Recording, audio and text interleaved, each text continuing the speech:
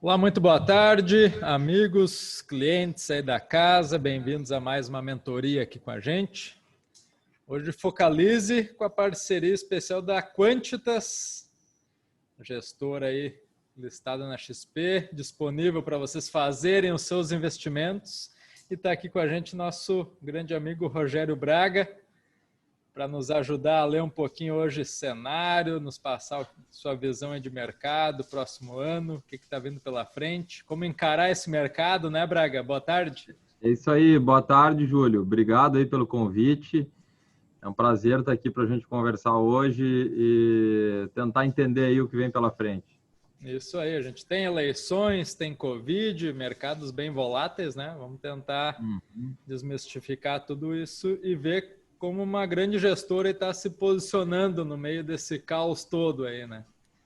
É verdade. Essa vai ser a ideia aí de hoje, por isso um especialista aqui para falar com os nossos clientes, né? Tirar todas as dúvidas. Ótimo. Então, pessoal, primeiro a gente vai começar com o Braga. Ele tem uma apresentação aí para fazer para a gente, falar um pouquinho de cenário econômico. Eu trouxe alguns slides também que ele vai utilizar para nos passar. A gente vai dar uma revisada também no fundo Mallorca, que está disponível na plataforma, né? Uma rentabilidade impressionante aí. Já está disponível para aplicação aí há vários anos, nem um ano abaixo do CDI, né? Bom frisar isso. E este ano, que é ano de crise, está tendo a melhor rentabilidade, né? Então, a gente achou extremamente valioso contar com essa gestora aqui na nossa mentoria para ajudar os amigos aqui na decisão sobre os seus investimentos também, e por que não também ajudar, né, eles colocando um pouquinho na Quantitas, né, no Mallorca que está disponível para a gente na plataforma. Então, é um fundo que a gente indica bastante. Felizmente, né, os clientes estão felizes aí com ele. E o Braga, então, agora com a palavra aí para nos ajudar a entender todo esse cenário. Contigo aí, Braga.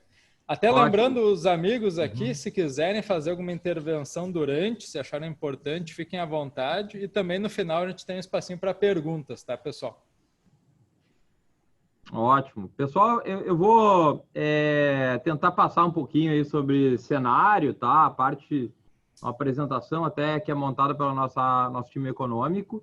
E depois a gente vai falar um pouquinho, passo brevemente nossas ideias de mercado, né? Mais especificamente, comento como é que o Mallorca tá posicionado, né? Uma apresentação aí em PPT do nosso time econômico que eu vou fazer para vocês. Luiz, consegue compartilhar a apresentação, por favor?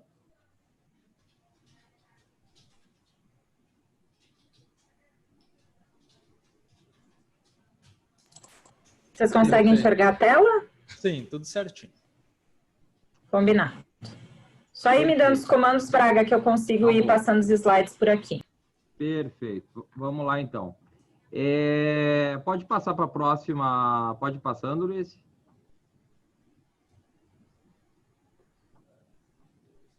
Aí, vou começar por essa aí. Primeira coisa, tá, pessoal? Acho que vamos olhar de cima, né? Um pouco do ambiente, quais são os principais drivers do mundo todo, tá? O que o mercado está olhando? Primeiro, quais são os estímulos monetários, ou seja, nível de taxa de juros, né? A nível global, o que a Europa está fazendo, o que os Estados Unidos podem ou não fazer, né? Tem o pacote fiscal aí do Biden, aí, né? o provável novo presidente americano, ou seja, quanto vem mais de injeção de liquidez, né? Seja via monetário, seja via fiscal. Esse é um ponto muito relevante para os mercados. A gente sabe que foi isso que tirou rápido o mundo da crise, né? O preço dos ativos, ele começou a subir não quando a economia começou a reabrir, foi quando começou a ter os estímulos, tá?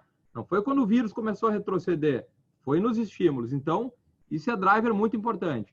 Segundo driver, que também é importante, é a reabertura econômica, é o setor de serviços que ficou para trás, né? A gente viu muito a indústria voltando antes, o comércio online também, mas o setor de serviços, que depende muito de mobilidade, acabou ficando para trás, tá? Então, esse é outro ponto importante. E o terceiro aspecto, que não é inegável, né? É a vacina em si, né, a aprovação da vacina, ter uma vacina disponível, sendo distribuída, tá? Então, esses são os 3 grandes drivers, para a gente não, eventualmente, para não ficar gerando outros ruídos, olhando outras coisas que não têm tanta importância. Globalmente, essas são as 3 coisas a ser monitoradas. Pode passar, Luiz.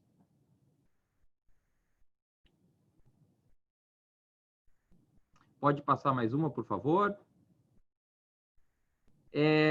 Primeiro, eu vou passar relativamente rápido aqui por esses slides econômicos, para a gente até poder discutir mais tempo de mercado depois, tá?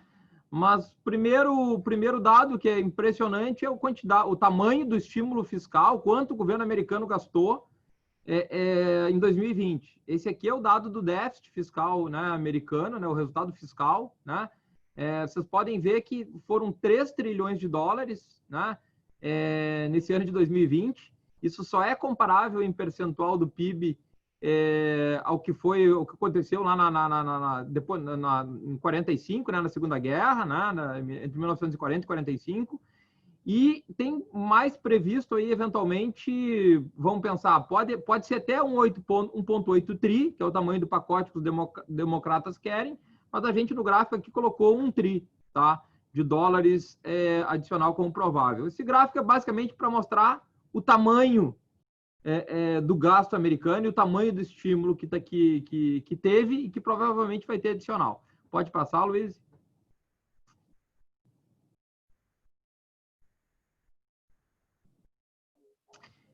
E agora no monetário, né? Olhando aí sobre, né, o fiscal, é o gasto, né? E o monetário envolve 2 aspectos: o nível de taxa de juros, né? E também o que os bancos centrais estão comprando, né? De títulos e eventualmente até ações no mercado, né? Alguns ETFs, que os principais bancos centrais do mundo têm feito. Primeiro, no gráfico da esquerda, vocês podem ver aqui nível de juros, né? Um estímulo monetário bastante relevante. Aqui vocês estão vendo a taxa de juros média dos países emergentes, na linha azul clara, do mundo como um todo, na linha preta, e na linha vermelha a média dos países desenvolvidos. Vocês podem perceber aqui que, apesar de a gente ter tido alguns países no mundo que tinham baixado a taxa de juros para 0 no pós-2008, né? E alguns países já vinham trabalhando eventualmente com taxa de juros negativa, no conjunto dos países, a gente não teve nenhuma situação parecida como agora, em termos de nível de taxa de juros. Tanto é que nos Estados Unidos mesmo, se você comprar um título de 10 anos do governo, considerando o nível de inflação atual, seu poder de renda é corroído 1% ao ano. Tá? Então, para vocês terem uma ideia da quantidade de estímulo que as pessoas têm lá para gastar, para comprar ações, para comprar imóveis, enfim, né? É muito relevante isso. E no gráfico da direita, o que os bancos centrais, qual é a magnitude, né? Quantos bancos centrais têm na sua carteira de títulos, né? Que eles, por um lado, eles podem baixar a taxa de juros, por um outro lado, ele vai lá no mercado, compra títulos, compra treasuries americanos, podem comprar ações, enfim, né? Colocar dinheiro na economia, o que a gente chama aqui, que eu vou entrar nesse ponto depois, de imprimir dinheiro. O que está acontecendo é que a máquina de impressão de dinheiro está ligada e a todo vapor lá fora. Pode passar, Luiz? E aqui é um dado bem interessante que aí vai explicar algumas coisas que eu vou de mercado mesmo para vocês, tá? Que envolve um ponto muito interessante. Essa é uma mensagem que é importante capturar. Na linha preta do gráfico da esquerda, aqui a gente tem o PIB nominal americano. Tá? Quanto é que é o PIB nominal americano? Na linha azul clara, a gente tem a oferta de dólares, que é medida pelo M2 lá americano. Quanto tem de dólares disponíveis na economia? Tá? Qual é a quantidade de dólares, que aí considera, inclusive, quanto tem de dólar, papel, moeda impresso, né? Mas também a parte escritural, a parte que quando o Banco Central americano vai lá e entra comprando títulos, ele coloca dinheiro na economia, dinheiro novo, né? Eventualmente, quando o Tesouro americano também acaba gastando em pacotes fiscais, quem está financiando hoje as emissões do Tesouro americano é o Fed, né? Ele não vai e compra diretamente, é o Banco Central americano, Fed no caso. Ele não compra diretamente do Tesouro, mas como é que é o processo? O Tesouro vai lá, emite os treasuries no mercado e o Banco Central vai lá via quantitative easing e compra, né? Então, o mercado está sendo só intermediário dessa conversa. A grande verdade é os bancos centrais têm financiado o Tesouro. Isso acontece nos Estados Unidos, acontece na Europa e aconteceu no Brasil, né? Então, é importante ter isso em mente. E aqui está a grande sacada, tá? Essa, se eu fosse de toda a nossa conversa, a mensagem mais importante, ela começa nesses dois gráficos. Olhem como a partir de 2008, a gente começou a ter mais impressão de dinheiro, né, do que o PIB crescia. Ou seja, é natural que tu vá tendo que imprimir dinheiro, né, ou seja, ter dinheiro disponível na economia proporcional ao tamanho do PIB, né, à quantidade de bens e serviços que circulam numa economia. Isso, se o PIB vai crescendo, tem que ter mais dinheiro em circulação, e isso vinha crescendo desde 1960 na mesma proporção. Em 2008, o Fed começou com o quantitative easing lá fora, alguns outros bancos centrais começaram a fazer isso também, e o que eu queria destacar para vocês é aqui bem na ponta. Olhem o que aconteceu em 2020. De 2008 até 2020, vinha crescendo o PIB e a M2, que é essa métrica de quantidade de dólares, ela vinha crescendo mais rápido. Mas em 2020 o PIB caiu e a quantidade de dólares impressos entrou em outra proporção de aceleração. A reta inclinou para cima de maneira muito expressiva. Só nos Estados Unidos foram quase 4 trilhões, saiu de 15 trilhões de dólares para 19. E aí, o que acontece com isso? Tá, Braga, entendi o que tu quis dizer aqui, que está se imprimindo muito mais dinheiro do que quantidade de bens e serviços que circulam na economia. O que significa na prática, no nosso dia a dia? O que significa, no final das contas, é que o dinheiro vai perder valor. A máquina de imprimir dinheiro está solta. Como assim o dinheiro perder valor? Olhem no gráfico da direita perante o ouro, tá? Aqui é valor do ouro, na linha preta, e na linha azul é o mesmo M2 aqui desde 1960. Vocês podem ver, na prática, que o valor do ouro, ele subiu na mesma proporção que se imprimiu dólares. Quanto mais se imprime dólares, quanto mais dólares, como o volume de ouro é relativamente limitado no mundo, ainda que tenha algum crescimento, é um crescimento limitado, a quantidade de dólares, quanto mais se imprime dólares, mais o ouro cresce de valor. E aí eu vou dar um dado para vocês, que também é bem ilustrativo. Em 2020, por exemplo, se imprimiu ao redor de 22%, 23%, se elevou esse M2, tá? M2 subiu uns 22%, 23%. E o preço do ouro subiu ao redor de 20%, 20 e pouquinhos por cento também. Ou seja, o que explica o ouro que tinha... Pode passar para a próxima, Luiz? O que explica algumas coisas que a gente está vendo? As pessoas perguntam, bem, eu vou comprar ouro porque ouro me protege na queda da bolsa, né? Ouro é um ativo defensivo, ele vai me ajudar a me proteger. Vocês podem ver no gráfico da esquerda aqui que até o início desse ano, até a crise, era mais ou menos isso que acontecia. Olha como é S&P futuro, que a bolsa americana subia, o ouro vinha para baixo, né? Aqui o ouro, a bolsa americana entrou no período mais volátil, o ouro se valorizou em 2019, né? Depois, a Bolsa Americana pegou um rally aqui no final de 2019, o ouro retrocedeu. Claro que isso não são movimentos perfeitos, né? Mas existe uma relação, que dá para ver na metade do gráfico da direita, uma correlação que geralmente é negativa, né? Agora, olha o que aconteceu depois do período, quando os bancos centrais começaram a imprimir dinheiro de maneira mais agressiva. O ouro e as bolsas começaram a andar junto. Ou seja, quem tinha ouro para proteger da queda da bolsa, não funcionou. E ouro subiu ao mesmo tempo que bolsa subiu na retomada. Que é uma coisa contraintuitiva para aquela sensação que ouro é um ativo de proteção para quando os mercados ficam ruins. A grande verdade não é que é claro que a bolsa subiu, os ativos subiram, as coisas melhoraram. Mas a grande parcela dessa alta do ouro e da bolsa que a gente vê é derivada, na verdade, da queda no valor do dinheiro. É por isso que ouro e bolsa sobem ao mesmo tempo. E como a gente é acostumado a medir, é muito difícil, né, explicar que quando a Bolsa eventualmente subiu 10%, não é porque ela subiu por otimismo ou porque os ativos estão valendo mais. É porque o dinheiro está perdendo valor. A gente sempre trabalha com o conceito, no nosso mindset, forma de pensar, que o dinheiro não oscila. Mas o dinheiro oscila, sim, de valor. É que como a gente mede tudo em relação a dinheiro, parece que sempre o mercado oscila, o ouro oscila, commodities oscilam, imóveis oscilam e o dinheiro não oscila. A grande verdade é que está acontecendo agora, o dinheiro está caindo de valor.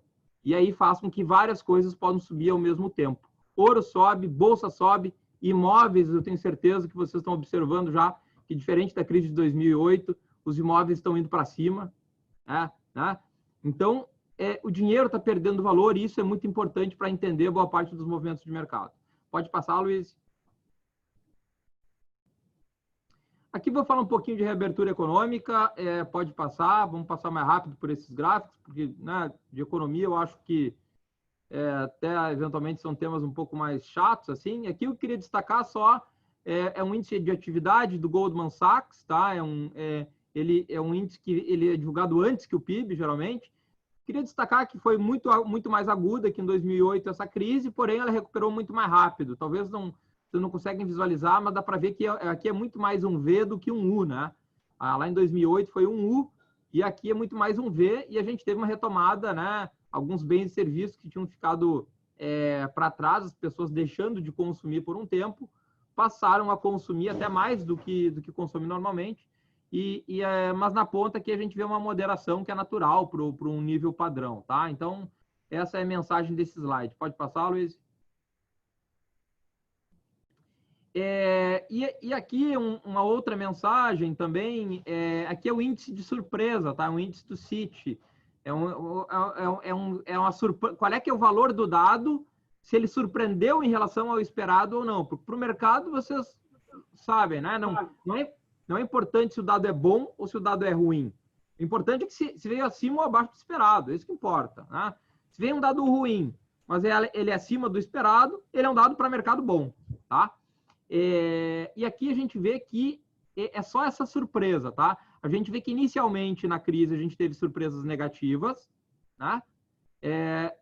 Posteriormente a gente teve surpresas muito positivas, que a retomada veio muito mais rápido nos números econômicos.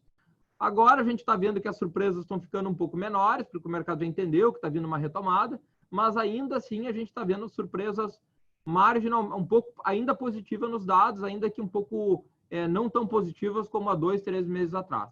Pode passar, Luiz? Passar rapidamente por uma coisa que acho que vocês conseguem monitorar, a segunda onda do Covid, muita conversa no mercado. Eu vou dizer duas coisas para vocês sobre esse aspecto. Uma, claramente aqui, vocês podem ver que mesmo que o número de casos, aqui no caso estamos falando da França, vou apresentar outros países, vocês vão ver um gráfico muito parecido, tá? Os novos casos são em quantidade muito maior, mas a quantidade de óbito na linha azul aqui é muito menor. Ou seja, está tendo alguma restrição lá, algumas novas restrições do governo de circulação, estão tendo, mas são restrições, se vocês forem ler as notícias, são muito menores, a quantidade de mortes é muito menor, parte porque os tratamentos evoluíram, parte que boa parte da população que tá tendo esses novos casos são pessoas mais jovens, parte eventualmente porque tem já algum pouco de imunidade aqui, claro, mas o fato é, a segunda onda, além de ela estar sendo muito menos danosa em efeito de mortes, e o que importa não é o número de casos, é mortes, porque se importasse o número de casos, o mercado tinha que se preocupar com gripe comum, né? Existe uma tranquilidade aqui quando a gente olha o número de óbitos. E o segundo aspecto, tá? Que é o mais importante. Mercado, coronavírus é notícia velha, tá? O mercado tem preocupação com coisas que ele não conhece, né? Para quem está operando no mercado, ele já viu o coronavírus, ele já entendeu a dinâmica, já tem a vacina, já viu como é que funciona um lockdown, depois aperta o lockdown, né? Circulação, depois restringe. O mercado se incomoda com o que ele não conhece. O mercado conhece o coronavírus, sabe que tem uma segunda onda, existe alguma incerteza em termos de magnitude, mas não é uma notícia nova. Então, não adianta querer fazer um dos principais erros que os investidores geralmente têm, que é uma coisa que o investidor ele tem um evento, isso aí até se estuda em alguns behavior finance, tá? Mas o investidor ele olha um evento recente, ele dá um peso para o evento recente, como se aquilo que aconteceu na primeira onda fosse repetir. Ele dá um peso excessivo para um evento recente, né? Ele, o que aconteceu na primeira onda foi isso, vai acontecer agora de novo. É um erro cognitivo, né? Geralmente do ser humano, e a gente não pode cometer esse erro agora, e enfim, estou dando um downplay, né, na segunda onda aí, pode causar 1 dia, 2 dias de volatilidade no mercado, pode, tem que estar atento, mas não é para se preocupar de forma estrutural. Pode passar outros países aqui, Luiz, por favor, eu vou passar rápido, a Alemanha, pode passar o próximo, Reino Unido, pode passar. A conclusão é a mesma. Estados Unidos também é muito parecido, não vamos perder tempo com esse aspecto. Aí, por final, aqui, na parte da vacina, pode passar, Luiz?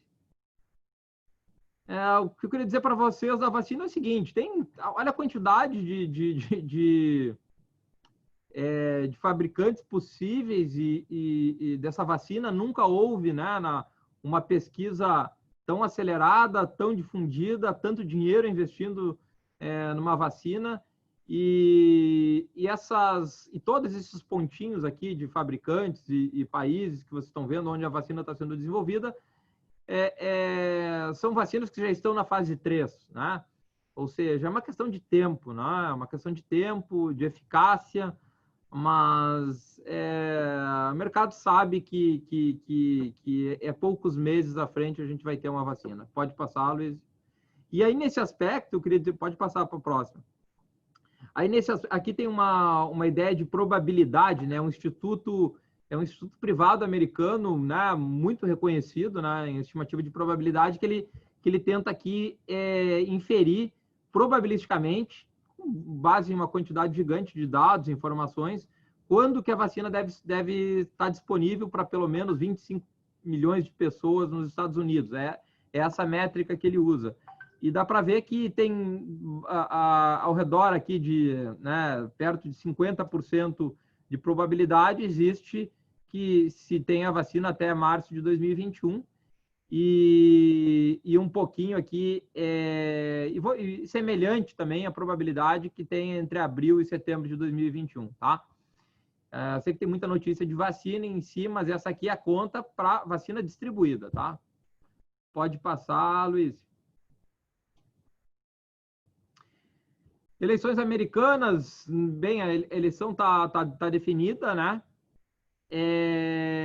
Aliás, só uma coisa que eu queria comentar de vacina para vocês é o seguinte: quando surgir a notícia da vacina, tá? Surgiu a notícia da vacina, eu não recomendo achar que é hora de comprar, que é hora do trade da compra, entrar com trade muito bull, porque não vai ter o dia D, não vai ter o dia. A notícia da vacina ela vai ser espalhada, né? Ela vai ser, olha, o instituto está saindo, agora a FDA os órgãos de saúde vão aprovar, aí vai começar a testar, vai começar a distribuir, não vai ter um dia só, não vai ter um dia. E outro, o mercado já está amplamente discutindo isso. Então, eventualmente, entrar com posições muito otimistas em tentar operar a vacina no lado bull, eu acho que é um erro, porque é uma notícia muito antecipada, não duvida, eventualmente, que pode ter alguma realização no fato, tá? Então, cuidado para não querer operar no lado bull a notícia da vacina.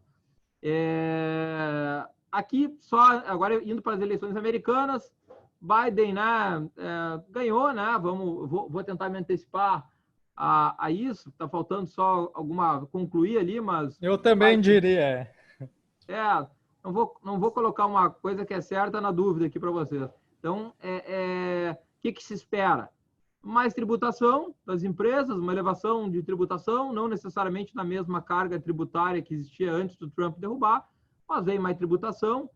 Se espera um arrefecimento, eu diria, das tensões dos Estados Unidos com o resto do mundo, né? Comerciais, principalmente com a Europa e com outros países. Um arrefecimento menos intenso com a China, mas um arrefecimento. Eu acho que China, a população americana, a sociedade americana, acho que tem uma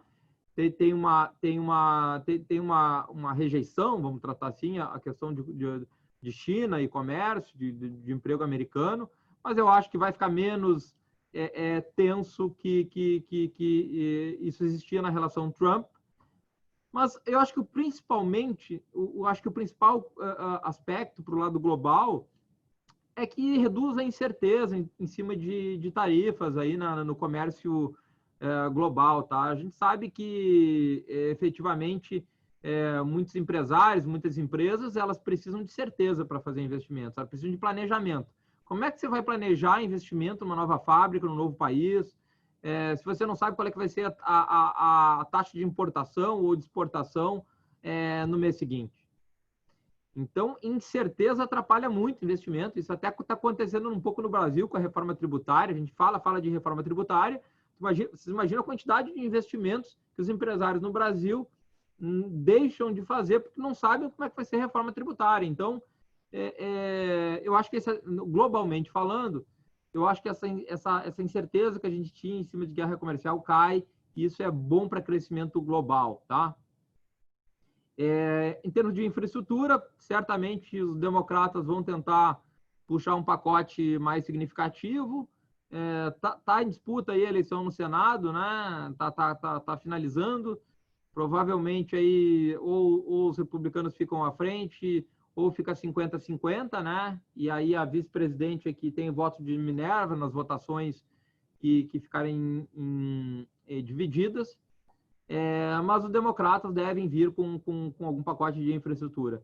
E, obviamente, algum incentivo tributário para a área de ESG, né? Isso deve se esperar lá dos democratas. Isso eu acho que pode ser uma tendência para o mundo todo, tá? Acho que a gente pode começar a ver incentivos fiscais maiores para as empresas ESG, e aí sim a gente começar a ver isso tendo algum impacto em preço de mercado de empresas mais vinculadas ao ESG, tá? Esse é um ponto, talvez, para se antecipar, eventualmente, a isso, né? Não é só comprar a empresa, eventualmente, ESG, porque tem aspectos aí importantes para o mundo, né? Mas sim, porque, eventualmente, isso pode ter um impacto até financeiro para quem está comprado, se incentivos fiscais vierem ali sendo compensados, talvez, eventualmente, por um aumento de tributação nas big techs aí, né? Que eu acho que é um risco, tá? A gente pode ver o Biden falar muito nisso, ver os governos falar muito nisso, até o Trump ontem citou alguma coisa nessa linha, a sociedade também americana acho que tem um pouco de crítica, né, em relação ao lucro das big techs. Eu estaria atento às big techs americanas. Eu sei do poder de tecnologia, eu sei que é uma Apple, uma Amazon, eu sei o quanto essas empresas têm de capacidade produtiva e tecnológica. Agora tem que estar atento aí para não pegar um headwind aí, né? Um vento de frente, que é um aumento repentino aí na regulação e na tributação. Pode passar, Luiz, por favor. Eu vou passando aqui mais rápido. Agora, de economia de Brasil, acho que não tem... O mais importante é reequilíbrio fiscal. Pode passar, Luiz. O tamanho aqui do rombo, né? Nesse ano de 2020, 12% do PIB para baixo. Agora, em 2021, menos 3,5% do PIB ainda para cima. Ou seja, mesmo cumprindo o teto de gastos, a gente vai ter um resultado fiscal de menos 3,5% do PIB em 2021 ainda, tá? E olhem o tamanho de 2020. Olhem o tamanho do que foi gasto em 2020 pelo país, tá? É impressionante. Pode passar, Luiz. Aqui é a dívida bruta, tá? Vocês podem ver que a partir de 2016, 2017, vocês estão vendo aqui que a dívida ainda estava subindo, mas o mercado melhorando. Por quê? O que importa para o mercado? Importa para o mercado enxergar que a dívida ela pode até estar subindo no curto prazo, mas ele tem que enxergar que existe uma curva de sustentação, que a dívida não vai ficar explosiva.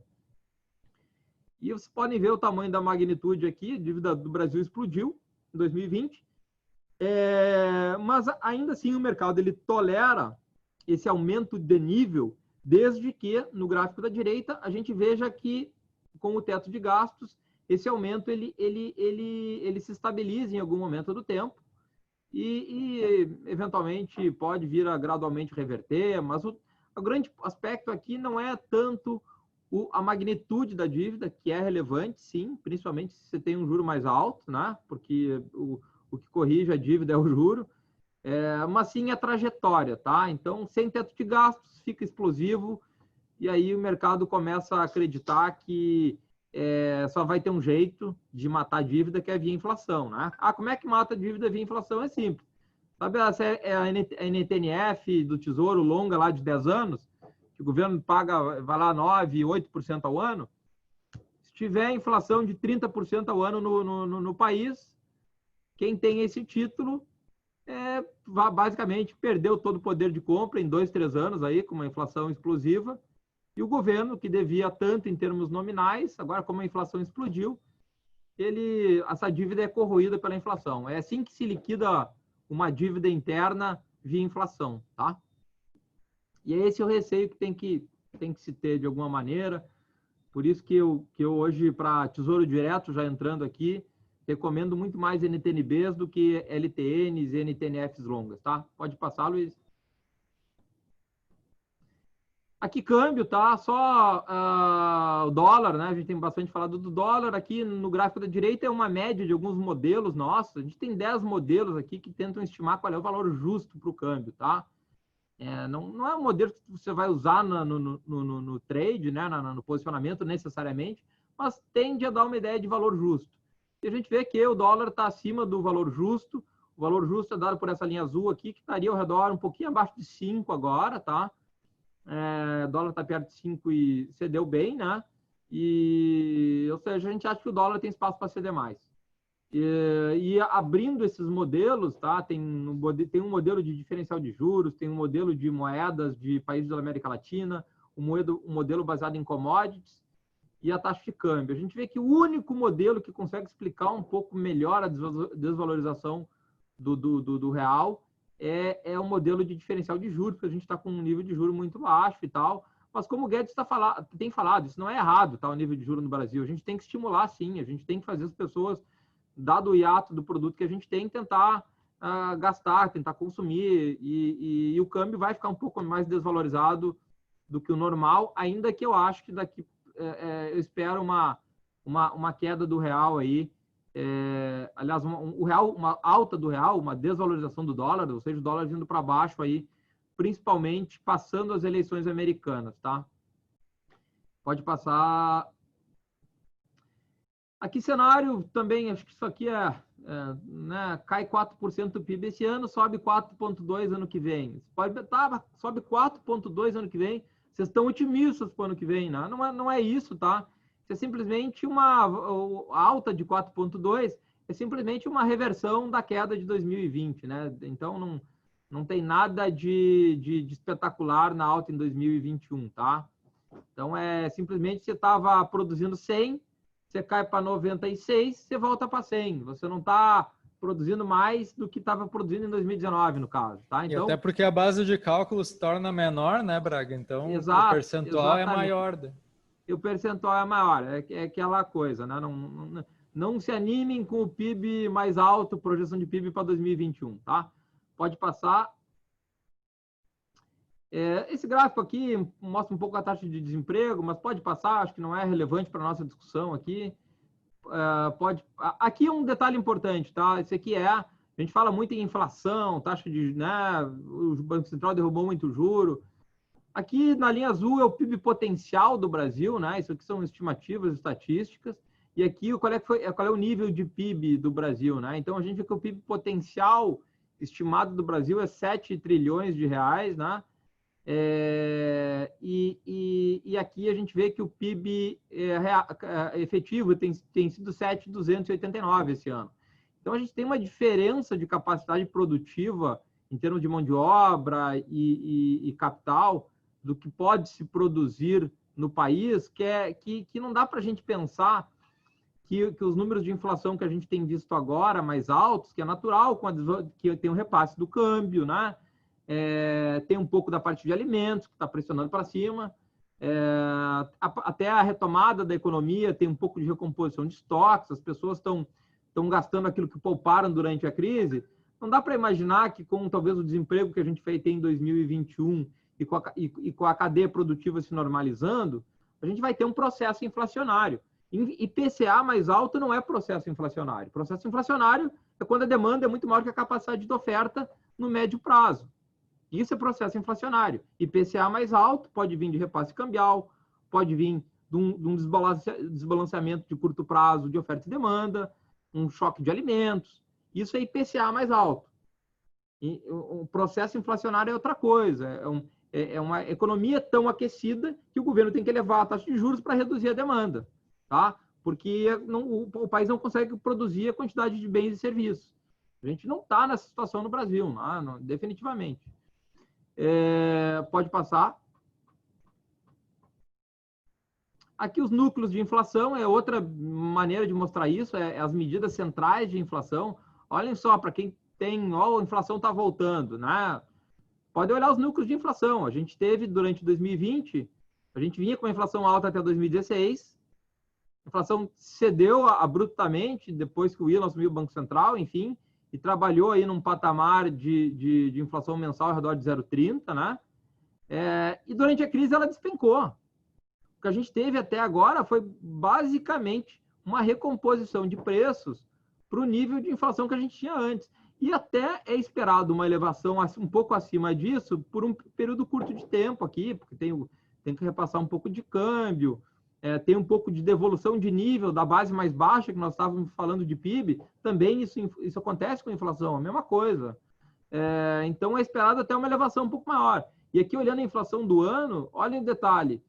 O problema é que quando a gente iniciou o ano, a inflação era prevista por em 3,5%. Veio perto de 1,6% e agora voltou para 3%. 3 e alguma coisa no Focus, até a gente acha que vem um pouco acima, 3,2%, 3,3% na nossa visão, mas podem ver que é simplesmente um retorno ao padrão que tinha antes, que se esperava antes, né? E a inflação 2021 está subindo um pouco, 2022 também, mas estão abaixo da meta. Então, tem que ter muito cuidado com alarmismo e inflação, ainda que tem que estar de olho também, tá? Eu não estou aqui martelando que a gente não vai entrar num processo inflacionário com certeza, mas acho que tem que ter cuidado com o alarmismo, tá? Pode passar para a próxima, Luiz. Aqui os nossos cenários, né? Pode passar aqui é o nosso cenário, no caso, é 3,5 para esse ano e 3 para o ano que vem. 3, pode voltar no anterior, Luiz, por favor. 3,3 no ano que vem, pode passar para a próxima. Aí a taxa Selic, tá? Qual é nosso cenário, né? Da nossa área econômica? Que a Selic fica em 2 até o final do ano que vem, tá? Braga, mas e o fiscal e a inflação, e se a inflação subir muito, eu diria para vocês duas coisas. O principal driver aqui é fiscal. Se não respeitar o teto, o Banco Central já disse, e não é nem respeitar formalmente.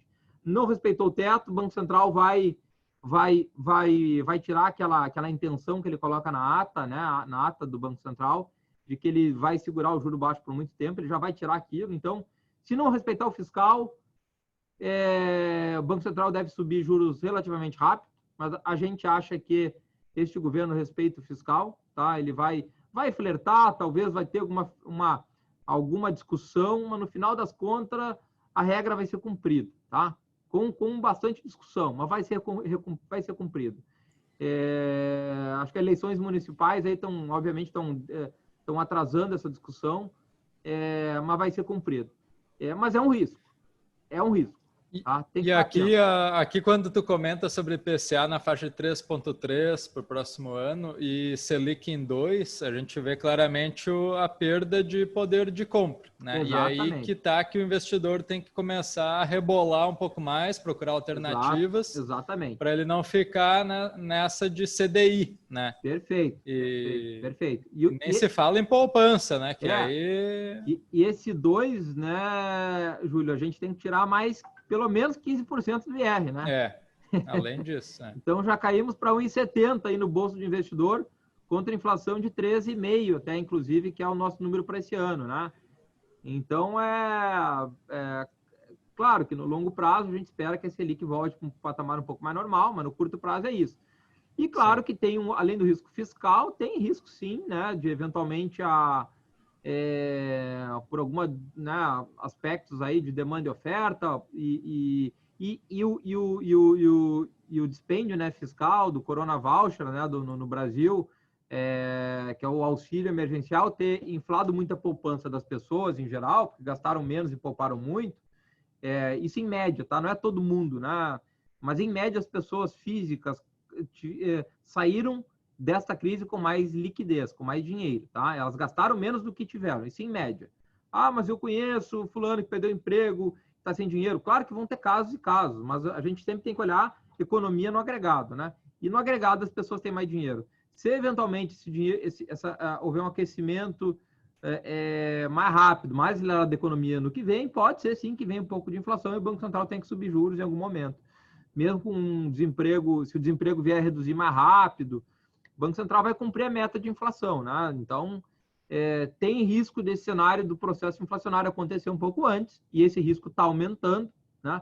Quando eu falei que para não ter alarmismo com a inflação, é olhar a situação de forma pragmática, não é que não tenha risco de eventualmente aparecer um processo inflacionário continuando em 2020. Tem risco sim, esse risco tem aumentado,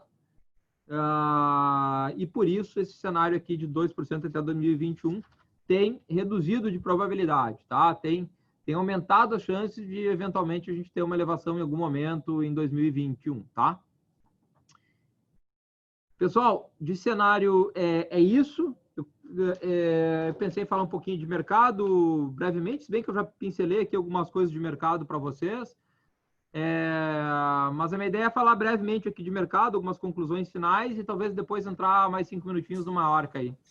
Perfeito, isso aí. Eu só fiquei uma dúvida quanto ao ouro que tu comentaste no início da apresentação. Tu disse que ele acompanha a emissão de papel moeda, né, de dólares. Tu acha que ele ainda tem espaço para subir, então, no caso, porque ele não acompanhou essa última espichada do teu gráfico ali? Pode voltar lá, Luiz, naquele gráfico do ouro. Na verdade, vamos lá. Consegue voltar no gráfico do ouro, Luiz? Por favor. Sim, só um minutinho que eu estou procurando aqui. Na verdade, aquele gráfico lá, Júlio, de 1901, que vem de 1960, né? É um gráfico que tem vários descolamentos, né? Você pode ver que tem alguns anos que ele passa o ouro um pouco acima, o M2 ele vai um pouco, onde é que está aqui? É aqui, né? Você pode ver que o M2 ele foi um pouco mais, ou seja, existem descolamentos relevantes aqui. Ele não vai necessariamente seguir para sempre andando junto necessariamente, sim, tá? Por isso que eu gosto de olhar janelas mais curtas também. Aqui eu não apresentei no gráfico para vocês a janela mais curta, que é só o ano de 2020, tá? No ano de 2020, a valorização, a quantidade de dinheiro impresso foi ao redor de 20 e poucos por cento, e o ouro subiu ao redor de 20 e poucos por cento também. Está muito colado. Então, até este momento, né, eu acho que o ouro está num preço justo, né? Só que qual é que é o detalhe? Onde é que mora o detalhe? O detalhe é que vem mais um pacote fiscal de 1,8 tri de dólares.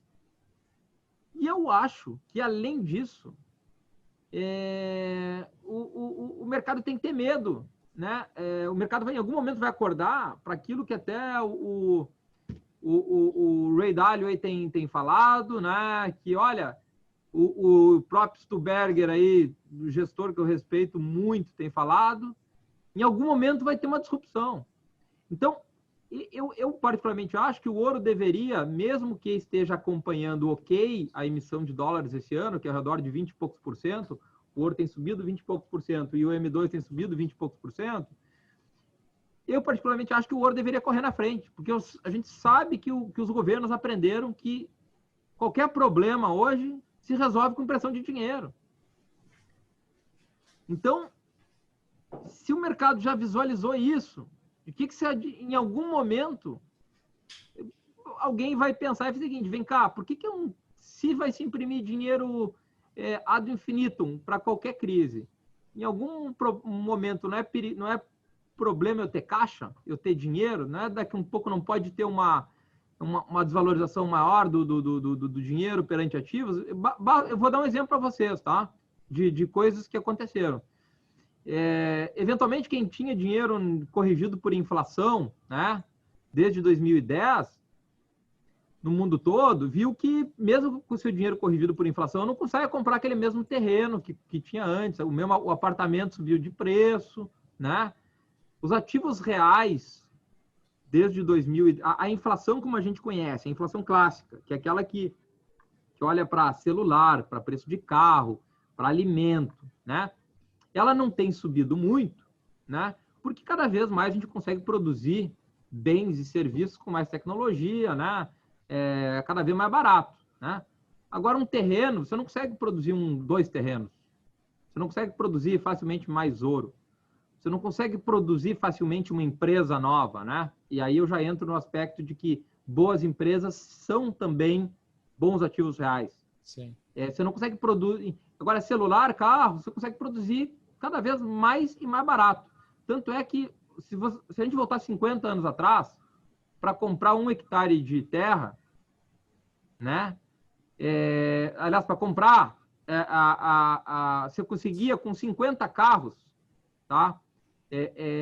Aliás, com 1 hectare de terra, você comprava 50 carros, tá? Então,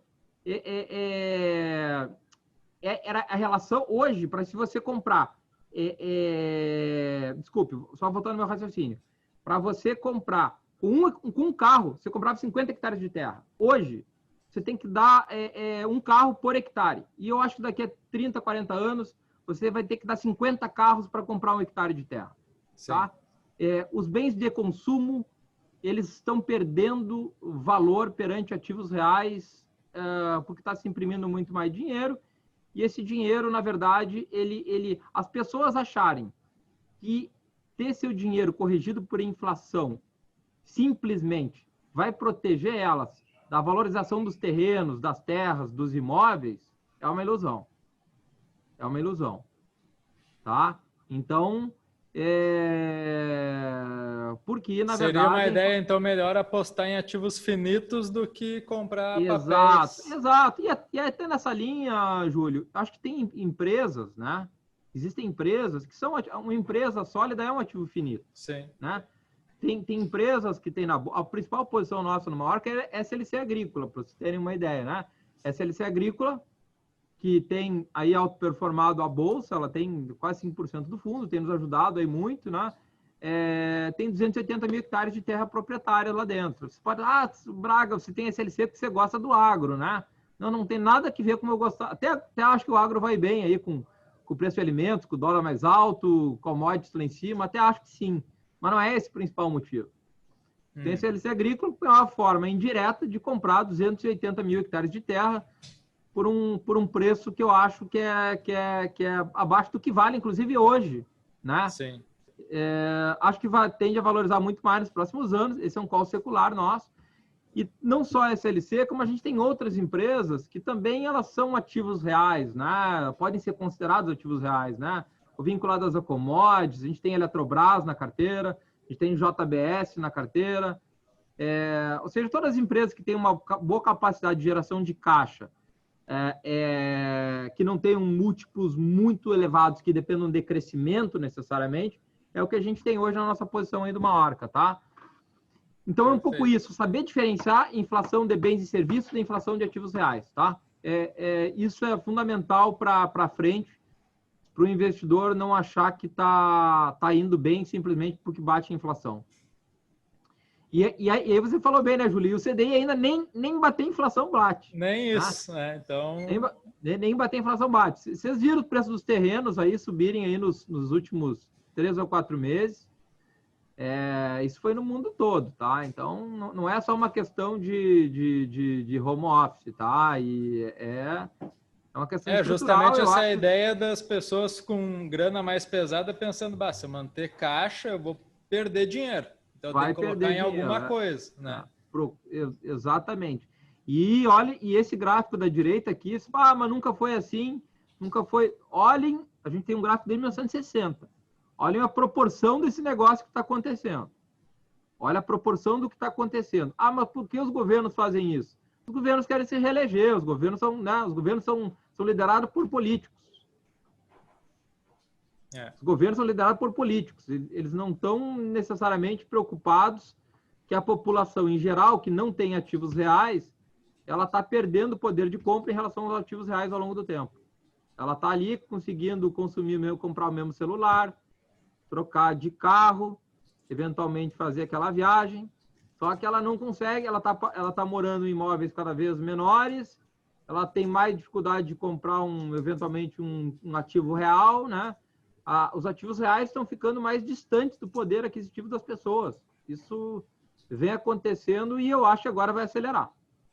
Tá? Até nessa esteira, até o Bitcoin dá uma valorizada forte. Né?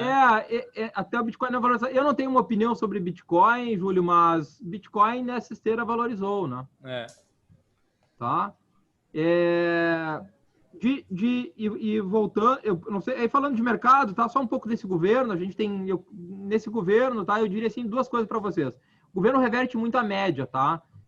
Politicamente é o estilo desse governo, quando vai ter vezes em que ele vai lá, vai falar, vamos aprovar as reformas, assim, assado, parece Maia, Guedes, Bolsonaro, juntos, entrevista, vamos que vamos. Nesse momento, né, o mercado acalma um pouco e o governo olha um pouco para o social, olha, não, calma aí, tem que olhar o lado social também, vamos, né, vamos gastar um pouco aqui, vamos, né? Aí o mercado vai lá, estressa, aí acha que o governo vai ser o governo do governo anterior. Né? Vai ser que em 2014, 15, voltamos, vamos respeitar o teto. E não vai acontecer isso também. Tá? Não vai acontecer isso também. Então, já aconteceu mais de 10 vezes desde o início de 2019, do mercado achar que a gente vai virar o governo anterior, né? O governo lá de 2014, 15, e depois a gente achar que a gente vai virar aqui um governo ultraliberal, o governo do Paulo Guedes. As duas coisas estão erradas. As duas coisas estão erradas. Então, quando o mercado, o news flow, vier muito numa direção e bater, ou ficar muito otimista na direção que vai aprovar todas as reformas, o negócio entrar na ponta contrária. Tá? Esse governo ele não vai para os extremos. Ele não vai para uma né? A gente acha que gradualmente ele vai fazer parte das privatizações e parte das reformas que ainda estão na pauta, mas é uma parte menor. Mas a gente não vai comprometer o fiscal, a gente não vai retroceder naquilo que foi feito até aqui. Tá? Então, é um cenário de fazer um pouquinho mais do que foi feito até 2022. Mas eu acho que a grande reforma entregue foi a da Previdência. Eu acho que administrativamente o governo acho que está super bem também, nas estatais, enfim, mas eu diria assim, esperado o ruído, esse é um cenário que veio para ficar, tá? Mas não é porque vai ter um cenário de reversão à média que o investidor tem que se contentar em estar com 2% de taxa de juros, né? Que nem eu falo, né? Então, tem que saber operar, tem que saber se posicionar nesse ambiente. E aí não adianta ficar muito apreensivo quando a imprensa vai muito para um lado ou muito para o outro, né?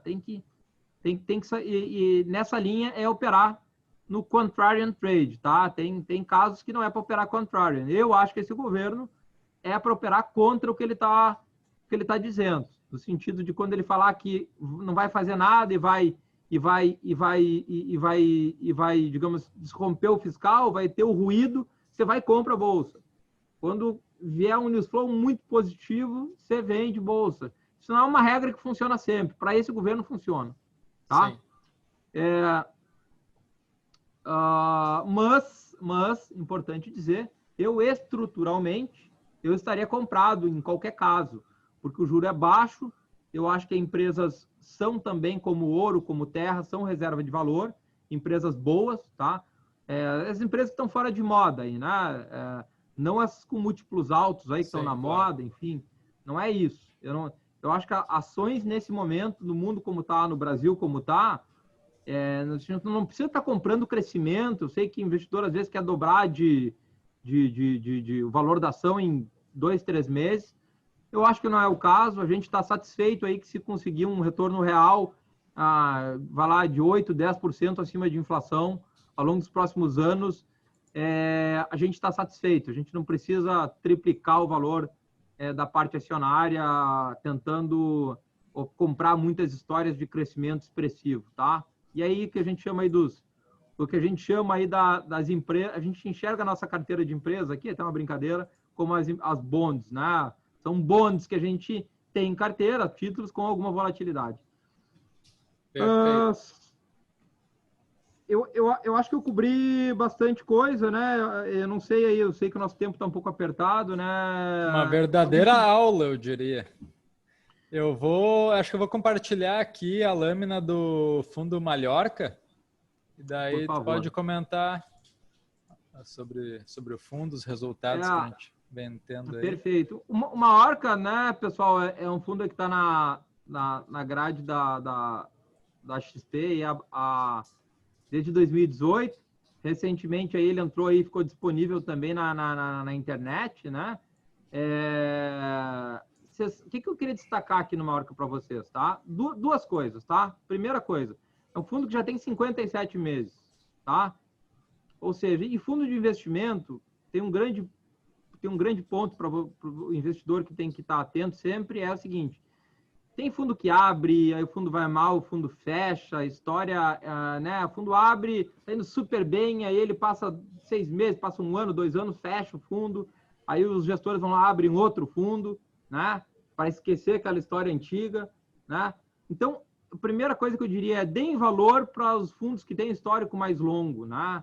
É importante dar valor para quem tem, vai lá, mais de 3, 4 anos de história, porque vocês conseguem ver o filme, como é que esse gestor se comportou, como é que o fundo comportou, em várias situações diferentes. Então, às vezes abre um fundo novo aí né, com pouca janela de rentabilidade, eu acho que isso tem que, não que não tenha que investir, eu acho que eventualmente dá para comprar, acreditar na equipe, mas tem que ter, eu diria assim, um dos grandes valores do Mallorca é o histórico dele, a gente tem um histórico longo. Volta no anterior aí, Luiz, por favor. São como Júlio... comandando essa aqui. O Júlio que está atualizando. Botar a tabela. Eu diria para vocês que o que mais eu queria destacar aqui, todos os anos positivos, como o Júlio já tinha citado, tem só 8 meses com rentabilidade negativa, nesses 56, e o pior mês de todos foi menos 1,87, foi março de 2020. É o pior mês em 57 meses de um fundo que está entregando aí basicamente 4% acima do CDI no seu acumulado, né? Por ano, né? A gente tá 26% aqui acima do CDI, tá? É um fundo que no mês lá do Joesley, que foi maio de 17, um dos poucos fundos da indústria, junto com a JGP, que bateu o benchmark, que ficou positivo, né? É um fundo que se recuperou muito rápido nessa crise, né? Não deu um grande susto para os investidores, né? Mas é um fundo que nunca vai aparecer na capa de revista. Por que ele não aparece na capa de revista? Porque a capa de revista sempre vai mostrar para vocês os melhores fundos dos últimos 6 meses, dos últimos 12 meses. E fundo de multimercado, na nossa visão, é consistência. A gente quer que o nosso valor, o valor da nossa estrutura, do que a gente faz aqui, seja considerado, seja avaliado pela nossa consistência no longo prazo. Não adianta eu entregar 30% num ano para vocês e no outro ano perder 30%. Né? Aí vocês vão operar a bolsa, vocês vão operar ações, vocês vão operar outra coisa. O multimercado para nós é maratona, não é 100 metros rasos. É difícil fazer isso, tá? É difícil você pilotar um fundo para tentar bater o CDI de forma consistente, sem gerar tanta volatilidade. Né? Essa é a dificuldade da coisa, porque fazer um fundo render 20%, 30% no ano, era só eu alavancar essas posições, era só eu tomar cenários mais direcionais, dar mais all-ins, né? Como se fala aí no poker, né? Eu até não jogo poker, mas dá o tal do all-in. E isso é fácil de fazer e acertar, ter grandes rentabilidades em períodos curtos. O que é difícil é fazer o avião continuar subindo sem balançar. Essa é a grande dificuldade da coisa. É isso que torna a gestão de multimercados tão complexa e tão difícil, né? Então eu vejo, a gente coloca esse como um fundo para quem está querendo sair do conservadorismo, mas também não quer entrar na bolsa, né? Exato. Então é justamente aquela figura da pessoa que está desconfortável com o CDI abaixo da inflação, né? Exatamente. Perfeito. Até foi bom que citou isso, Júlio. Eu sempre falo assim, né? A pessoa eventualmente tinha 100% do seu dinheiro na renda fixa. Aí ela tem a bolsa, vou entrar agora na bolsa, ela pegou e ela botou 20% do seu portfólio na bolsa. Porque é aquela, né, o nível de volatilidade tem uma parte do recurso que é de segurança, né, que vai ficar na renda fixa ainda. Só que ela tem que entender, e ela não quer botar mais parte na bolsa porque ela não quer arriscar, né? Ela não, o seu patrimônio vai ficar muito volátil. Tá no limite já na bolsa. Então, essa parcela, que é 80%, que está lá rodando alguma coisa perto de 2%, perdendo para a inflação todo ano, 2, 2,5%, não interessa, né, 3% que seja, é dessa parcela aí que o Maiorca, eu acho que pode ocupar um espaço, é uma forma segura de tentar sair da renda fixa, tirar um pouquinho mais daquele 80%, sem necessariamente passar para os 20% de bolsa. Né? Isso aí. Enfim. Lembrando a aplicação mínima, né? R$10.000, ele está na plataforma da XP, através das suas contas vocês conseguem aplicar. Resgate em D mais 15, pode pedir o resgate a qualquer momento, em 15 dias está na conta. Então, um tempo até bem razoável, bem interessante para um fundo dessa qualidade, né? Perfeito. É isso. Aqui a gente tem o gráfico da evolução, né, que é interessante para a gente até ver o quanto interferiu essa queda ali de março e que em abril já foi até recuperado, né? A gente viu ali em cima, em abril rendeu mais de 3%, mais de 1.000 do CDI, né? Conseguiu a recuperação rapidamente. A gente pode ver como é que vocês fizeram ali. A gente opera, além de ter gerenciado bem a parte de bolsa aí, que a gente acabou gerenciando relativamente bem, a gente ganhou muito dinheiro aí comprado em inflação implícita, tá, de longo prazo, e comprado em inclinação na curva de juros, tá? A Quantitas o Maiorca, ele tem várias estratégias, e tem algumas estratégias em bolsa, tem estratégias no mercado de câmbio e tem muita estratégia também em juros e inflação, tá? A gente opera juros há muito tempo. Falando só um pouquinho sobre mim, eu fui gestor durante 10 anos lá de todos os fundos da rede Sicredi, fui gestor da tesouraria do Banco Sicredi para o Brasil todo. Em 2011 eu fundei a Quantitas, né? Depois de sair do Sicredi, a gente fez gestão durante muitos anos para todo o caixa de todas as cooperativas do Brasil, todo o Sicredi, eram 20 bilhões de reais.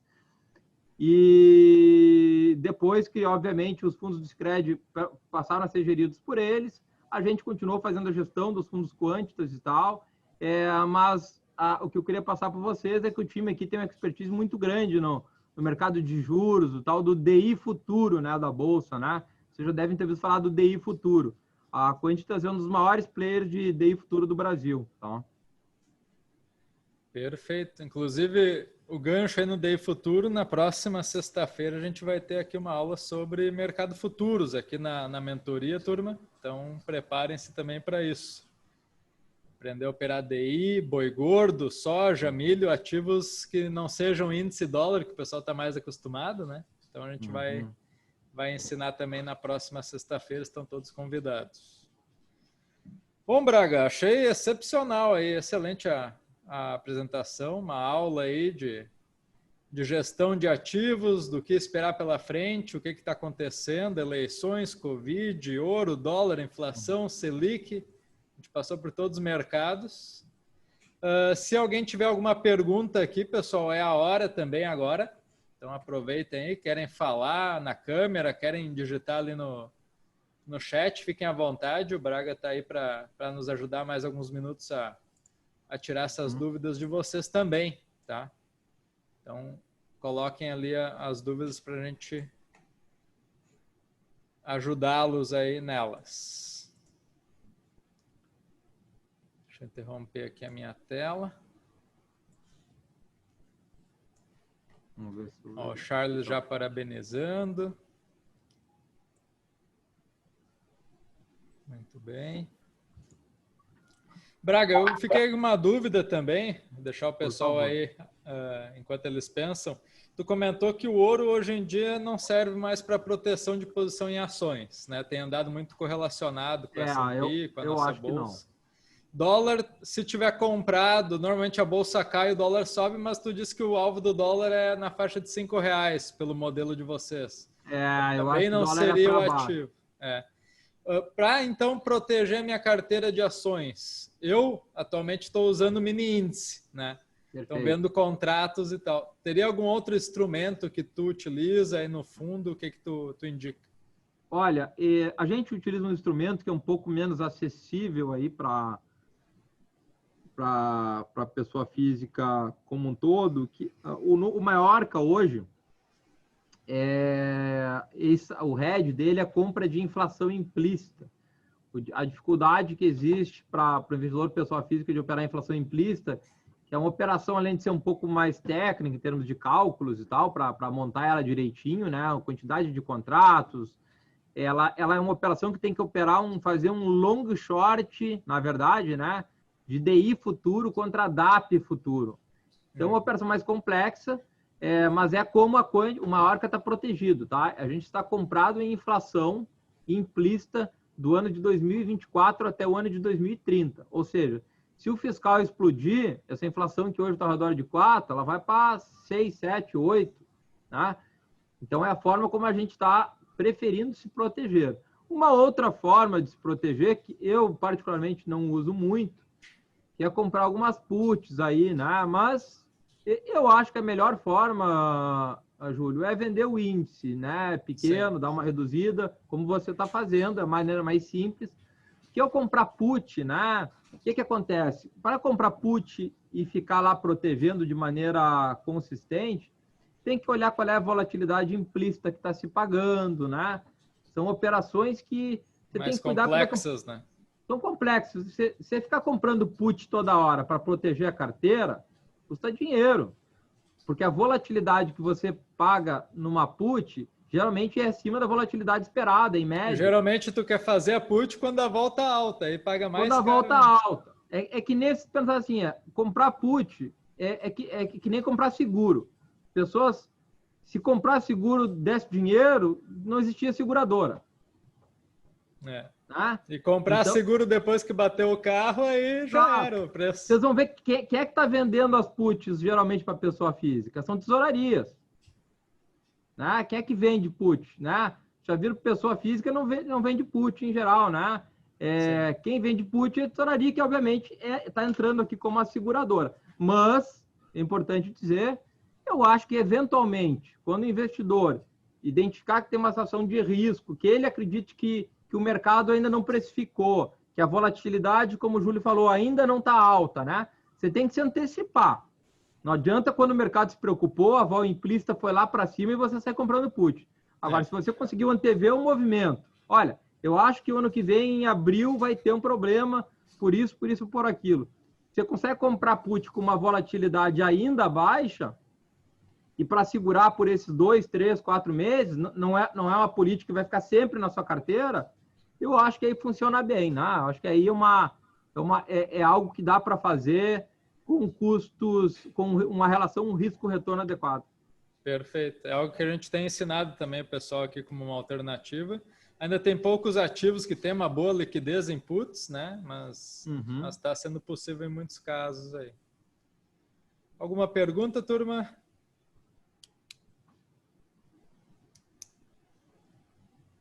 O pessoal está meio quieto hoje. Eles me enchem de perguntas quando nós estamos sozinhos aqui na sala. Aí hoje o Alexandre, o Charles, o Christian estão tudo quieto. Fala, Christian. Não, eu só queria dizer que foi muito bom a aula aqui do cenário, porque a gente está com toda essa dúvida que está acontecendo, é eleição, é muita turbulência, muita coisa. Aí vem o Rogério me coloca assim um estudo, sabe? Parece que deu uma paz agora, sabe? Poder enxergar, porque a gente não sabe para onde ir. Tá muito louco isso. E eu estava conversando com a minha esposa sobre a questão para onde vai, né? Até assisti o Monberger, o videozinho que ele colocou ali, que pode ir para 112, né? Mas podemos também andar na lateral também, né? Dos 93 e o 102. E também, se romper o treco lá, vai para os 85, sei lá, pode baixar, né? Então, olha, tem várias direções. Eu estava imaginando, a coisa vai andar com as eleições, daqui a pouco vai andar no lateral, ali até a coisa engrenar, com a vacina, e daqui a pouco vai romper, se romper naquilo ali, vai o 112, eu acho que só vai, não tem nada que segure. Mas ele me deu uma tranquilidade com relação ao coronavírus, que é uma coisa que fica Sim. hoje mexendo mais com o nosso pensamento. Claro. E é o que está na mídia, né? Ah, tantos casos e maior número na Europa, e fecha tudo, lockdown, e daí tu, amanhã vai abrir caindo tudo, e daí sobe 2%, né? Exato. Então, ver tem esse pensamento, né? Então, tipo, eu acho que realmente o pior já passou, né? A gente já está mais preparado com isso, né? Mas assim, parabenizando pela apresentação, achei que foi excelente, né? É mais ou menos que, pelo menos, eu e minha esposa estamos buscando algumas coisas assim, uma proteção para os 80%, né? Uhum. E é legal ver foi muito válido. Eu quero agradecer, muito obrigado pela apresentação aí. Maravilha. Não, eu que agradeço aí o tempo de vocês aí para a gente poder falar um pouco e contar um pouquinho da casa do nosso trabalho. Perfeito. Pelo chat parece que não temos questões. Acho que já fomos matando durante a apresentação. Quero te agradecer então, Braga. Foi ótima aula aí. Ótimo. A gente tinha feito uma live em março, bem ali no olho do furacão. Foi num dia que a Bolsa caiu 12%, aquela nossa live. Né? Depois caiu ainda muito mais. Estava recém nos 89 mil pontos aquela vez. Não estava lá embaixo ainda. E tu já estava passando as perspectivas aí para frente que, de certa forma, foram certeiras, porque até o fundo não foi muito atingido, né? Exato. Então, conseguimos aí desempenhar bem. Então, te agradecer, muito obrigado a ti, a Luísa, aí pelo suporte. E espero... sempre à disposição. Ótimo. Obrigado, Júlio. Manda um abraço para o André aí também. Pode deixar.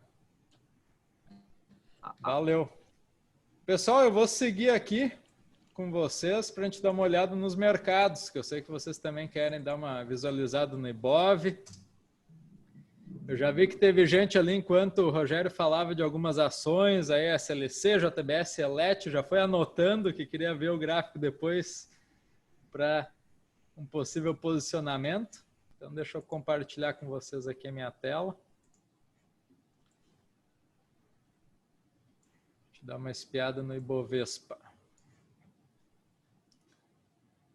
Bom, Ibov aí foi emoção atrás de emoção nos últimos 10 dias, né? Tivemos a semana passada aí terrível para os mercados, onde na semana, aqui ó, o gráfico semanal, semana passada a bolsa caiu 7,22% e nesta já vai recuperando quase tudo, né? 7% de alta aí.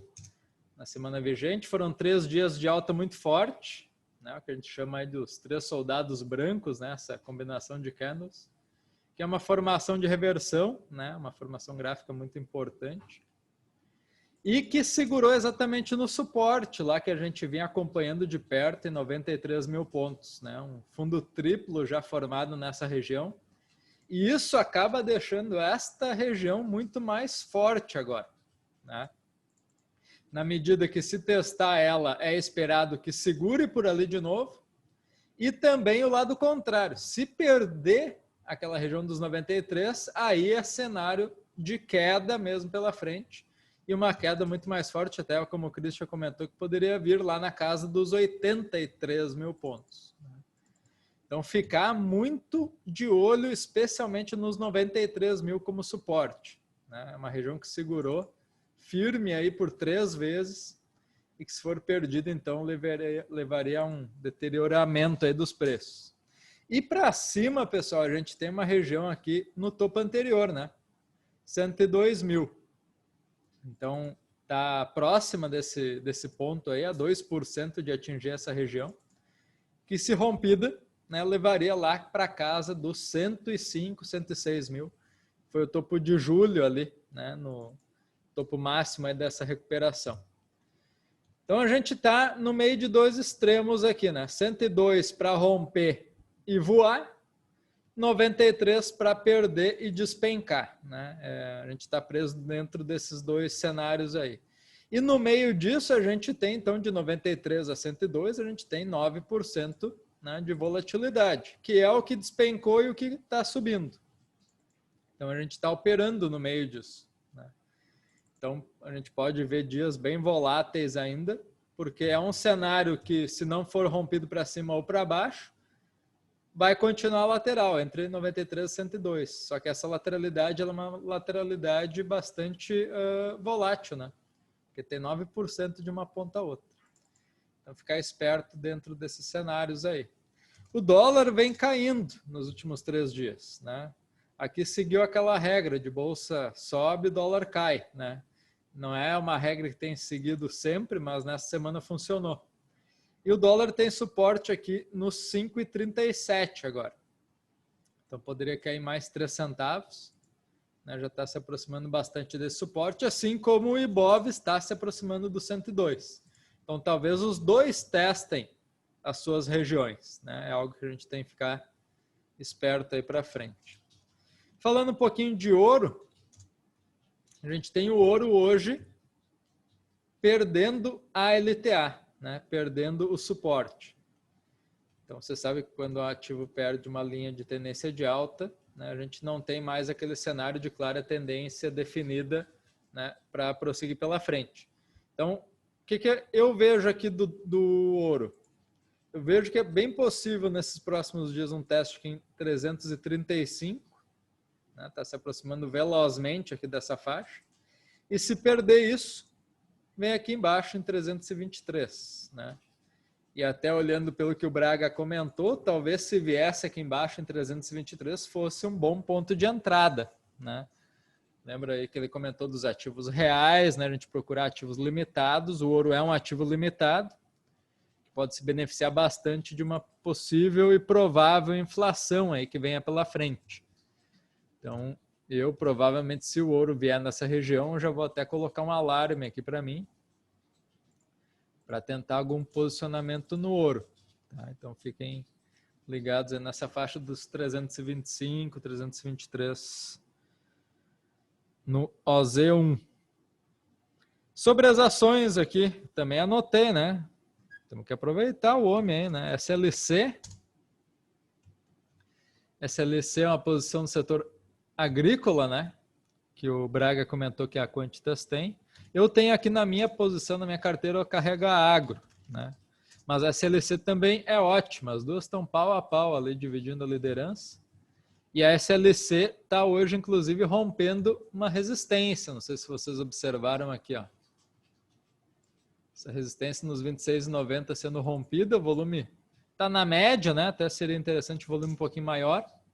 Mas é uma resistência que não é só dos últimos dias. Se vocês espicharem essa linha para trás aqui, ó, vocês vão ver que é uma resistência do ano que a SLC está rompendo agora. Isso abre espaço para ela testar o topo lá de R$31, que é o topo histórico dela aqui, né?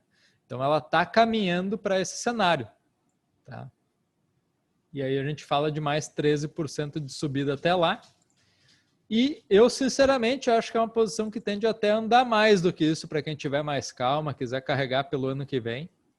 Acho que é uma posição que pode acabar aí batendo 35, né? E aí daria uns 25% de alta. Tá? É realmente uma empresa excelente junto com a agro. Sobre JBS, na parte de alimentos, né? É uma das ações de preferência junto com o Marfrig no setor aí de carnes, né? E a JBS aqui está com um teste do suporte feito, né? E quem sabe ela não tente um W aí pela frente, né? Por que não? Para fazer o W, ela teria que fazer esse cenário aqui, ó. E agora começar uma subida. Então pode acontecer. E se isso for verdade, ela estaria no início dessa subida, né? Então teria um bom espaço até lá em cima. A gente está falando aí de uma subida de 20%, né? Não acho que vai em linha reta, mas se for como foi a primeira pernada de baixa, não demoraria muito para essa alta acontecer, né? Então, dentro do setor de alimentos, que também é um setor que pode ter uma alta, né, com a inflação, Lembra que inflação mais alta é maior preço nos alimentos, as empresas lucram mais também, né? Então isso viria bem para a JBS nesse cenário.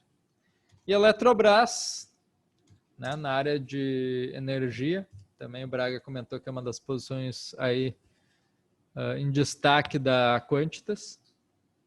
Eletrobras, que costuma até ser um papel um pouquinho mais defensivo, né? Nas quedas não costuma cair lá que nem o Ibov, apesar de na última aqui ter acontecido, né? Mas já até recuperou antes aí do mercado voltar lá para o 102, ela já voltou para o preço do topo. Tá. Mais alguma ação que vocês estejam visualizando?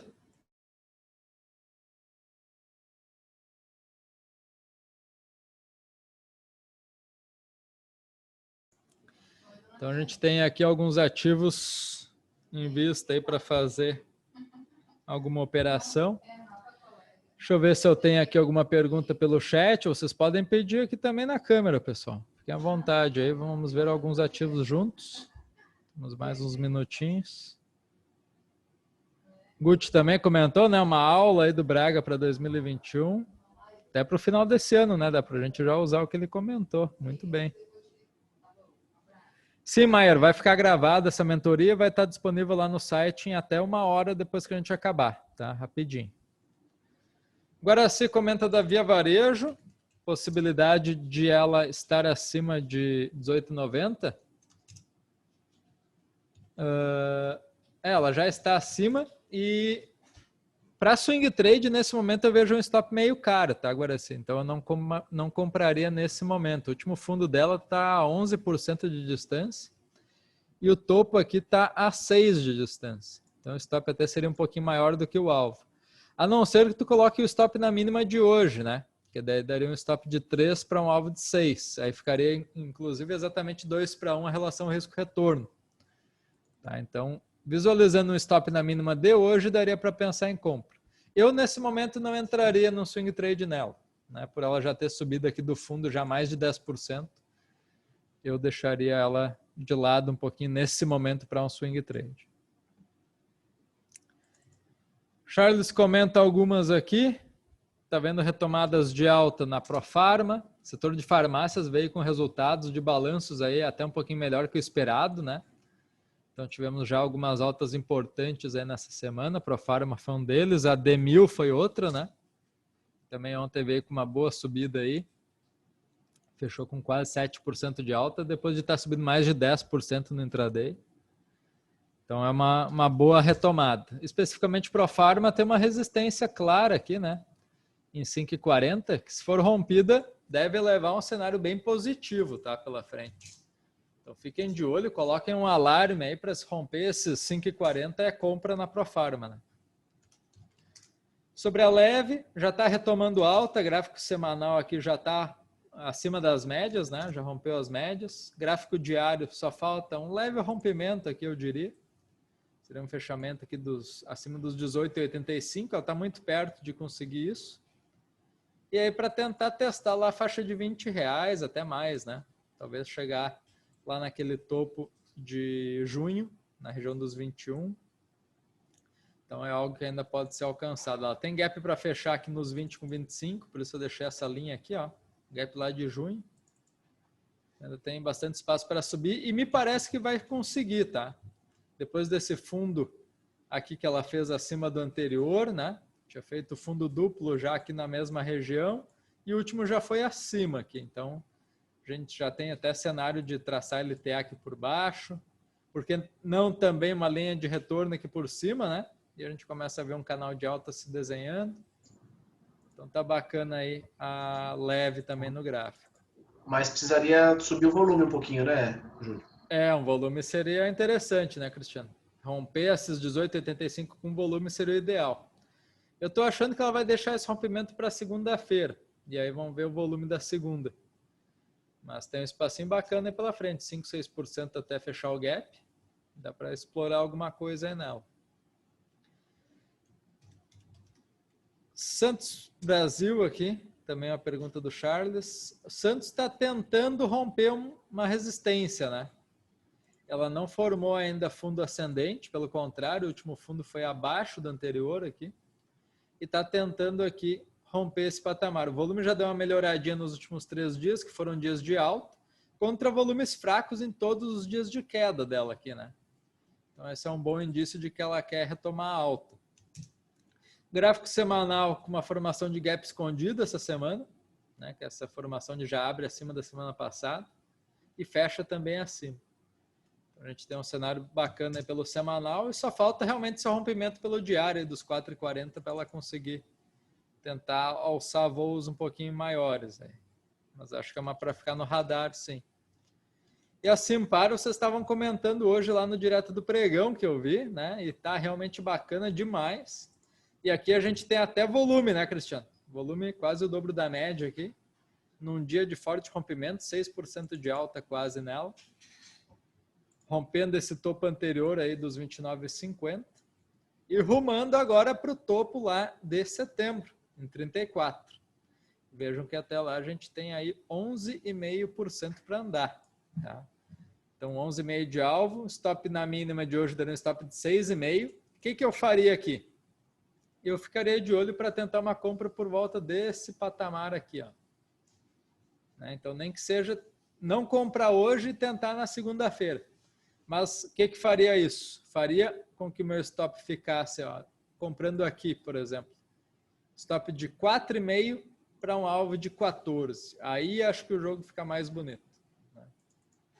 Então, faria isso na Simpar aí, nesse momento.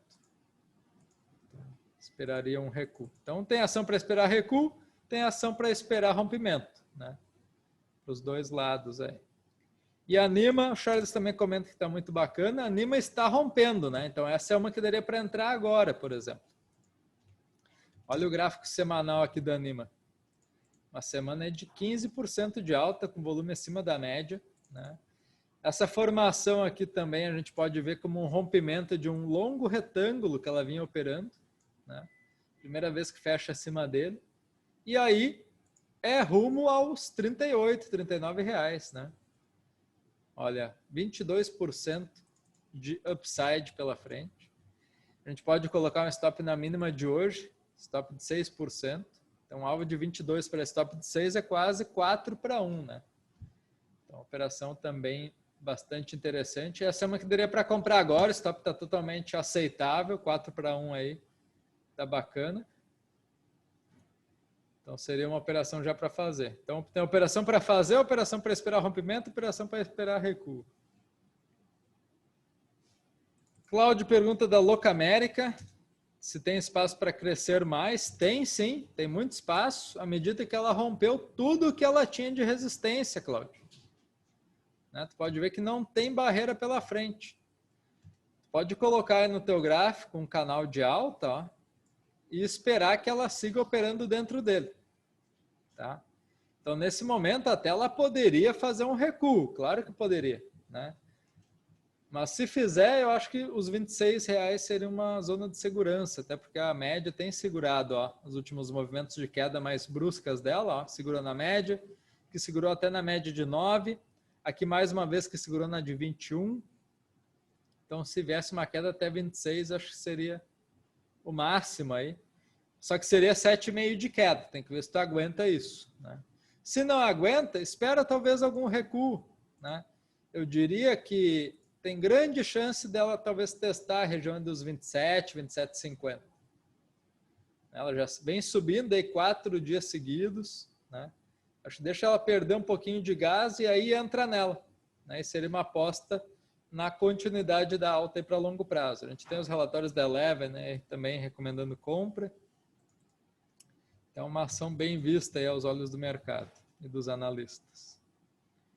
São várias oportunidades, né, Charles? É isso aí. Mesmo com o Ibov tendo subido já bastante, sempre tem oportunidade, né?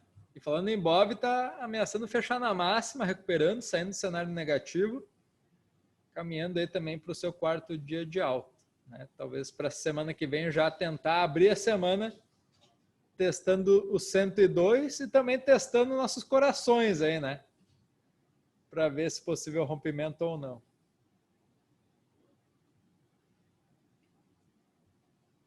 Charles também pergunta mais duas aqui. A Card, que também está querendo romper, né? Ela já tinha perdido um retângulo para baixo, recuperou ele e agora está tentando romper para cima. Semanal aqui com uma bela formação, quase um engolfo de alta aí, né? Então aí se romper os 14,50 também seria um cenário de compra. E a Log a gente também comentou essa semana, né? Log estava dando sinal de compra aqui na terça-feira, na volta do feriadão. Quem fez aquela entrada lá, junto com os amigos pelo Direto do Pregão, tá com lucro no bolso já essa altura, né? Com 10% de alta, já tem que ter colocado alguma coisa no bolso. Até porque ela já fez até nova mínima, não fez máxima hoje.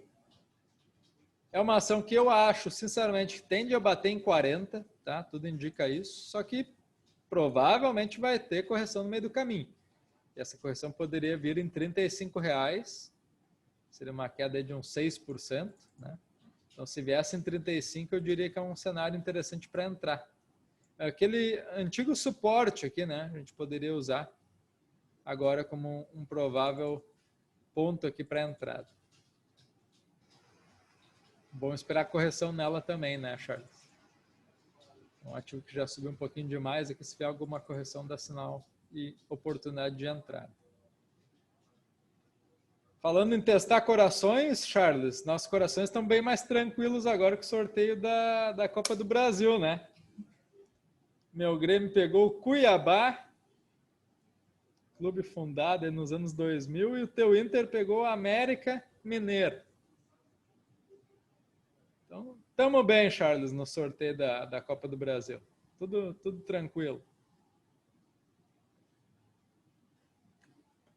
Os únicos dois times de Série B que tinham vieram para a dupla Grenal. Mas que eu tava torcendo para um Grenalzinho para o Charles ficar com o coração na boca, eu tava. Brincadeira. Maier pedindo sobre Banrisul. Esperar um retorno em 11,75 ou acima de 12,30 daria a compra? Olha, Banrisul está testando suporte, né? Quase que diariamente aqui nessa região dos 12. É uma região que é interessante para entrada, tá? Então, entre 11,75 e 12 reais é interessante para entrada. Para cima, Cláudio, eu diria que acima de 12,60, daí, porque daí rompe essa região aqui, ó. Né? E até montaria um rompimento com alvo lá no topo daí, em 13,30. Seria uma alta projetada de uns 5%. Então daria um tradezinho. Mas eu acho que está mais para compra no suporte, perto dos 12 nesse momento. Acho que tá interessante, porque até o stop está curto se der errado, né? Se ela fechar abaixo de 12, daí teria que cair fora.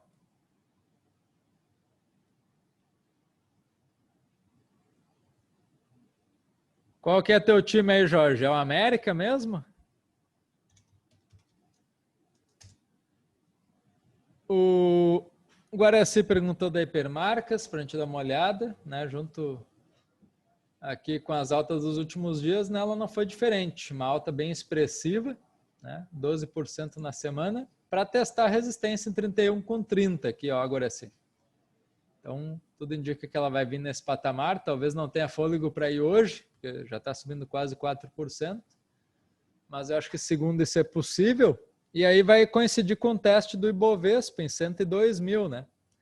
Então, ela subindo mais 1,5, o Ibov subindo mais 1,5, tudo bate nas resistências. E a gente tem que ver se vai ter força ainda para superar essas barreiras, né? Então vai depender muito do candle que vai formar nessa resistência, né? E se depois ela vai conseguir ser rompida. Grande Borges na área perguntando da Engie também. Será que vai agora? Olha, tá tudo indicando que sim, né?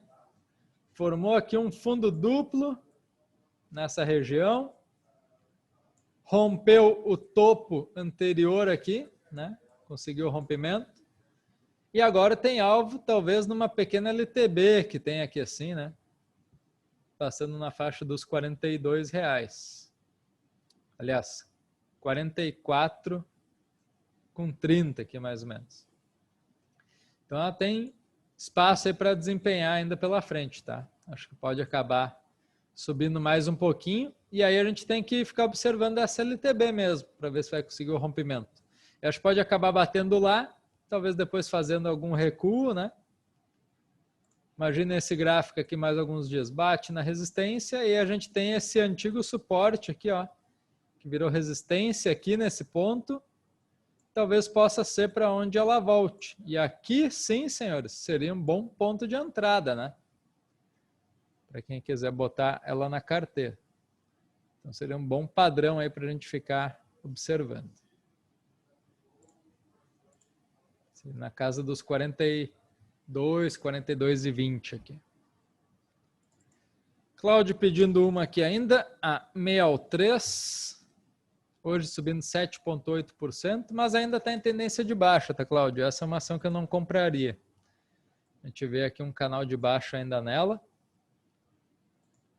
Ela está testando o topo do canal de baixa, mas ainda formou fundos abaixo do anterior sempre, né? Mais um aqui. Topos também abaixo do anterior. Vamos ver se ela forma algum aqui. Então, primeiro ela precisa aqui formar ou um fundo acima, né? Depois de cair um pouquinho aqui, começar a subir, aí formaria um fundo acima desse. Ou romper esse topo aqui, ó. Né? E aí formar um topo acima desse anterior aqui. Então ela tem ainda alguns passos para dar aí pela frente para a gente conseguir vislumbrar alguma chance de compra. Nesse momento é um ativo que eu ficaria fora. Certo, senhores? Então, espero ter ajudado vocês aí bastante hoje. Né? A gente inovou também trazendo aí uma figura do mercado, aí, um gestor que ele cuida de vários e vários milhões. Né? Então, como é que esses caras pensam? Como é que eles estão se posicionando? O que eles estão fazendo no mercado aí? Acho que é bem útil para a gente pensar para onde alocar os nossos milhões daí, né? O que fazer com a nossa grana aí. Certo? E não se esqueçam, tem um fundo Mallorca então na plataforma, tá? Quantitas Mallorca, a partir de R$10.000 o investimento. Resgate em 15 dias depois que solicita.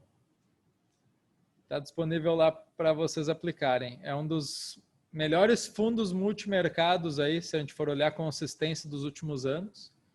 E tem sido um dos melhores do ano, apesar da crise, né? 200 e pouco aí do CDI não é para qualquer um. Então, se mostra a capacidade do gestor em rebolar até em momentos cruciais aí, e a gente acaba ficando mais confiante, né, para investir o nosso dinheiro. Então, é um fundo que eu tenho na minha carteira pessoal, tá? E acho simplesmente sensacional aí a gente poder aplicar nele com a XP nos ajudando a partir de 10 mil já poder aplicar num fundo desse gabarito. Certo, amigos? Então, espero que tenham gostado. Eu particularmente gostei muito, foi uma aula bem proveitosa que a gente teve. Deu tempo ainda de revisar vários ativos, ver oportunidades aí. Acho que foi ótimo para a gente encerrar com chave de ouro a nossa semana. Essa semana a bolsa começou a fechar às 18 horas, né? Então, tive gente me ligando, Júlio, passou das 17 e ainda está piscando meu home broker. É isso mesmo, a gente está indo até 18 horas aí essa semana. Não está errado o seu home broker, tá certo. Eu fico preocupado quando são os traders profissionais que me perguntam isso, né? Aí eu fico realmente preocupado. Maravilha, turma. Grande abraço e a gente se vê aí na próxima semana. Próxima mentoria tem aula de mercados futuros, né? Participem, vai ser bem proveitoso também. Então a gente sempre inovando aí para vocês, nossos queridos clientes. Valeu, um abração e até lá.